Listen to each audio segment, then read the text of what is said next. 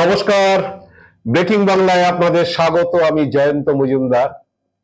এবারে লোকসভা ভোটের আগে কেন্দ্রীয় বিজেপি নেতৃত্ব সবচেয়ে যে বিষয়টিতে অস্বস্তির মধ্যে পড়েছিলেন বা বিড়ম্বনার মধ্যে পড়েছিলেন সেটা ছিল নির্বাচনী বন্ড কেলেঙ্কারি। আপনারা জানেন যে লোকসভা ভোটের একেবারে মুখে মুখে সুপ্রিম কোর্টের নির্দেশে সেই নির্বাচনী বন্ডে কারা কোন পার্টিকে টাকা দিয়েছে সে বিষয়টা প্রকাশ্যে আনতে হয় নির্বাচন কমিশনকে, এবং তাতে বিজেপি নেতৃত্ব বা বলা যায় প্রধানমন্ত্রী নরেন্দ্র মোদী বা অমিত শাহ সবচেয়ে বেশি অস্বস্তিতে পড়েছিলেন। কারণ সেখান থেকে জানা গিয়েছিল যে প্রায় 8,500 কোটি টাকা বিজেপির তহবিলে গিয়েছে, এবং সেই তহবিলে যারা যারা টাকা দিয়েছে তাদের নিয়েই প্রশ্ন উঠেছিল, এবং সঙ্গে সঙ্গেই বিভিন্ন সংবাদ মাধ্যম প্রকাশ করেছিল যে অনেক সংস্থাই টাকা দিয়েছিল, যাদের সেই সব কর্পোরেট সংস্থা রেড হয়েছিল সিবিআই ইডি আইটি রেডের পরে।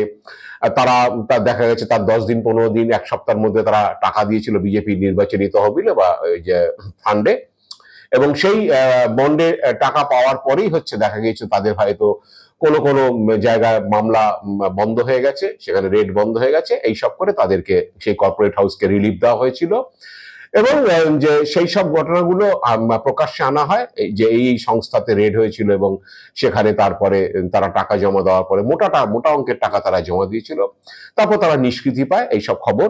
এবং অনেকগুলো মেডিসিন কোম্পানি, যেসব মেডিসিন কোম্পানি যে টাকা দিয়েছিল এবং তাদের ওষুধের দাম বাড়ানোতে তাদের একটা ভূমিকা ছিল, সেই সব বিষয় মিডিয়া প্রকাশ্যে আনে যে এইসব মেডিসিন কোম্পানি টাকা জমা দেওয়ার পরে তাদের ওষুধের দাম বেড়েছে, মানুষকে তার মূল্য দিতে হয়েছে। এইসব ঘটনাবলী, বিভিন্ন ধরনের ঘটনাবলী নির্বাচনী বন্ডে যারা যেসব কর্পোরেট সংস্থা বিজেপিকে টাকা দিয়েছিল তাদের সব কীর্তি কেলেঙ্কারি সংবাদ মাধ্যম প্রকাশ্যে আনে, এবং তাতে নরেন্দ্র মোদীরা অস্বস্তিতে পড়ে। তো সেই টাকা অ্যাকচুয়ালি কি হলো? সেই টাকা তো আলটিমেটলি নির্বাচনের খরচের জন্যই তোলা হয়েছিল। তো সেই নির্বাচনের খরচে সব রাজ্যতেই সেই বিজেপি টাকা দিল্লি থেকে বিভিন্ন রাজ্যে গিয়েছে, আমাদের রাজ্যেও এসেছে। তো আমাদের রাজ্যে সেই অর্থ নিয়েই অনর্থ এখন সেই নিশানা শুরু হয়েছে। বিজেপির হেরো প্রার্থীরা সেই নিশানা করা শুরু করেছে নেতৃত্বের বিরুদ্ধে, যে তাদের যে কেন্দ্র সেই কেন্দ্রে নাকি টাকা নয়ছয় হয়েছে, ঠিক মতো টাকা খরচ হয়নি, এই সব ধরনের একে একে অভিযোগ প্রকাশ আসছে, যেটা বিজেপি সূত্রে খবর। প্রথম যে অভিযোগটা যিনি এনেছিলেন তিনি হচ্ছেন কৃষ্ণনগরের প্রার্থী অমৃতা রায়। তিনি ভোটে হারার পরে পরেই বলেছিলেন যে তাকে দিয়ে, যে তিনি জেলা নেতৃত্বের বিরুদ্ধে অভিযোগ তুলেছিলেন যে তাকে দিয়ে অনেক যে চেকে সই করানো হয়েছিল, কিন্তু সেই টাকা কোথায় খরচ হয়েছে না হয়েছে সে ব্যাপারে তাকে কিছু জানানো হয়নি। তিনি অন্ধকারে ছিলেন, তিনি সরাসরি সংবাদ মাধ্যমকে সে কথা বলেছিলেন। এটা বিজেপির দলের মধ্যে বলার আগেই সেই সংবাদ মাধ্যমে সে খবর জানা গিয়েছিল। এখন বিজেপি সূত্রে জানা যাচ্ছে যে একে একে ডায়মন্ড হারবারের বিজেপি সূত্রেই খবর যে ডায়মন্ড হারবারের প্রার্থী অভিজিৎ দাস তিনি জেলা নেতৃত্বের বিরুদ্ধে অভিযোগ করেছেন যে টাকা নয়ছয় নিয়ে। একইভাবে বাঁকুড়ার সুভাষ সরকার তিনিও করেছেন। কোনো জায়গায় শোনা যাচ্ছে, বিজেপি সূত্রেও শোনা যাচ্ছে যে ঝাড়গ্রামের প্রার্থী বা বসিরহাটের প্রার্থী রেখা পাত্র সকলেই আস্তে আস্তে করেছেন। কেউ কেউ বলছেন যে লকেট চট্টোপাধ্যায় অভিযোগ করছেন জেলা নেতৃত্বের বিরুদ্ধে যে টাকা নয়ছয়। তো এ ব্যাপারে টাকা নয়ছয়ের বিষয়ে বিজেপির মুখপাত্র শ্রমিক ভট্টাচার্য অবশ্য সংবাদ মাধ্যমকে বলেছেন যে পরিকল্পিতভাবে একটা অস্থিরতা তৈরির চেষ্টা হচ্ছে, শীঘ্রই এই অস্থিরতা থেকে দল বেরিয়ে আসবে। তবে তাদের দলে এরকম ধরনের যে তছরূপ হয় না, এই বলে তিনি দাবি করেছেন শ্রমিক ভট্টাচার্য সংবাদ মাধ্যমের কাছে।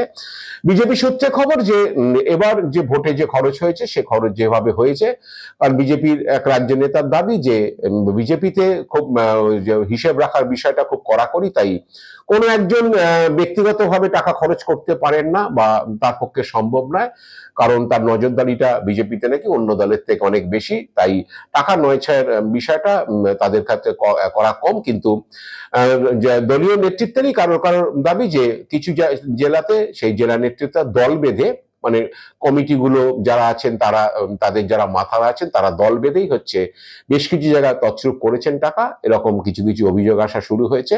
তো জানা যাচ্ছে যে বিজেপি এবার যেটা হয়েছে নির্বাচনী খরচে ভোট ঘোষণার পরেই প্রতিটি বুথে এলাকাতে 20,000 টাকা করে দেওয়া হয়েছিল, মানে পার কনস্টিটুয়েন্সিতে 1900 বুথে প্রায় 4 কোটি টাকার মতো দেওয়া হয়েছিল। এবং নির্বাচনের তহবিলের টাকা কিছুটা অংশ যায় প্রার্থীর কাছে তার ব্যাংক অ্যাকাউন্টে, এবং কিছুটা জেলা নেতৃত্ব এবং প্রার্থী মিলে বসে ঠিক করেন যে কোন খরচটা কোন তহবিল থেকে যাবে, এই ধরনের সিদ্ধান্ত হয়। তো প্রথমেই বুথগুলোতে 20,000 টাকা করে দেওয়া হয়, 20,000 টাকা করে দেওয়া হয়েছিল খরচের জন্য, প্রায় 4 কোটি টাকা এক একটা কনস্টিটুয়েন্সিতে। এবং ভোটের আগের খরচাটা প্রার্থী নিজে বহন করেন, বা কোনো কোনো জায়গায় দলীয় দলের জেলার তহবিল থেকে খরচ করা হয়। তবে যে সমস্ত প্রার্থীর খরচ করার ক্ষমতা নেই, রেখাপাত্রদের মতো, তাদের খরচটা প্রথম দিন থেকেই, কারণ মনোনয়ন অনেক সময় পরে জমা হয়, তার আগে প্রচার কাজ শুরু হয়ে যায়, দেওয়াল লিখন, পোস্টার, ব্যানার, হোর্ডিং লাগানো ইত্যাদি। তো সেই খরচগুলো তখন জেলার তহবিল থেকে করা হয়। সেক্ষেত্রে প্রার্থীদের কোনো যে টাকা সেই সমস্ত জায়গায় দিতে হয় না, যে প্রার্থীদের সামর্থ্য নেই, আর যাদের সামর্থ্য আছে সেই প্রার্থীরা নিজেরাই সেই টাকা খরচ করেন। পরবর্তীকালে সেটা অ্যাডজাস্টমেন্ট হয়। তো এবার যেটা জানা যাচ্ছে যে এই টাকা ছাড়াও হচ্ছে দলের প্রচারের ব্যানার, হোর্ডিং, পোস্টার, এইসবের জন্য রাজ্য নেতৃত্ব জেলা নেতৃত্বের কাছে আলাদা করে টাকা পাঠান, এবং রাজ্য নেতৃত্ব কিছু প্রচার পুস্তিকা বা পোস্টার, ব্যানার, সেগুলো সব প্রার্থীর ক্ষেত্রেই তারা দিয়ে থাকেন।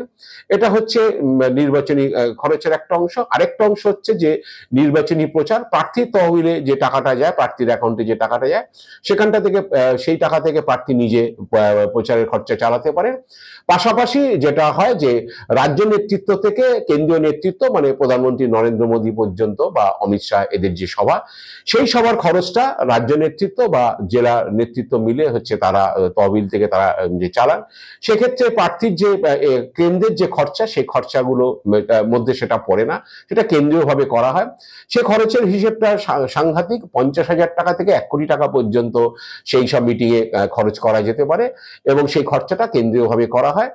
তো এই হচ্ছে মোটামুটি স্ট্রাকচার। তো তাতে বিজেপি নেতৃত্বের অনেকেরই দাবি যে এতে কিন্তু যে এত শৃঙ্খলা রয়েছে, সেই খরচ কে কিভাবে করবে না করবে, তার যে নজরদারি রয়েছে, তাতে করা সম্ভব না। কিন্তু অনেক প্রার্থী হচ্ছে ইতিমধ্যেই হচ্ছে জেলা নেতৃত্বের বিরুদ্ধে টাকা খরচের বিষয়ে নয়ছয়ের অভিযোগ তারা তুলেছেন, এবং দল বেঁধে, মানে জেলা নেতৃত্ব প্লাস মন্ডল নেতৃত্ব, বুথ সভাপতি, এইরকম যে ক্ষেত্রে দল বেঁধে তারা টাকা নয়ছয় করেছে।